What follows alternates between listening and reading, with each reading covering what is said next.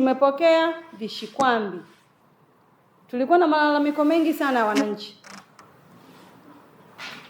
watu kulalamika kutosaidiwa, au wameenda kupata huduma hizo kwenye stationery ile sio core business yake, yeye ajui ni dokumenti gani inatakiwa iwekwaje, ifanyeje. Kwa hiyo panapokuwa na yale maombi yamefanywa kwa kukosea, mwananchi wetu anashindwa kufaulu kupita katika yale maombi ili aweze kupatiwa mkopo. Na ni mchakato, kwa yatatoka, yatafika, yataenda kukataliwa benki. Wakati huo umeshatembelea vikundi, umeshavifanyia uwezeshaji wa mafunzo, tumeenda kuzindua benki nayo kwenda kuwapa mafunzo. Tunatoka hapo benki anasema huyu hawezi, huyu hana kiambatisho hiki, huyu. Unatufanya tujiulize ulikuwa wapi? Sisi tuna jukumu la msingi. Leo hii mkurugenzi ametuongezea mazingira ya kufanya kazi. Kama ameweza kutuboreshea mazingira ya kufanya kazi, tunakosa sababu ya sisi kutofanya kazi.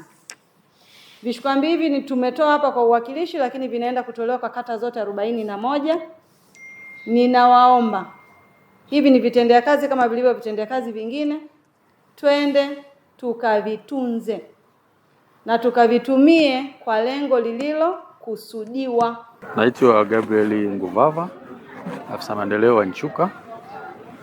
Tunamshukuru Mheshimiwa Rais kwa kuweza kutuwezesha vishikwambi kwa ajili ya kusaidia wananchi katika kutekeleza majukumu yetu ya kusajili vikundi na pia na kuomba mikopo.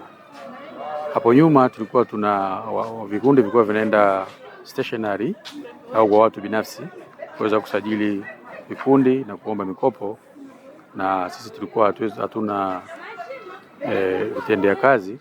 Kwa tunamshukuru Mheshimiwa Rais kwa kutuwezesha vishikwambi hivi akishirikiana na mkurugenzi wetu wa jiji kuweza kutusaidia vitendea kazi hivi kwa kuweza kurahisisha kazi yetu kule kwenye kata. Kabla ya kuwa na vishikwambi tulikuwa tunapata ugumu kwenye mazingira ya kuwahudumia wananchi, hasa pale wanapokuwa wanakuja tukiwa hatuna huduma hii. Inalazimika kuambia wananchi waende kwenye stationaries, ambayo pia sio salama sana kwa upande wa taarifa za kiofisi, kwa maana zinakuwa kama tunazidispose.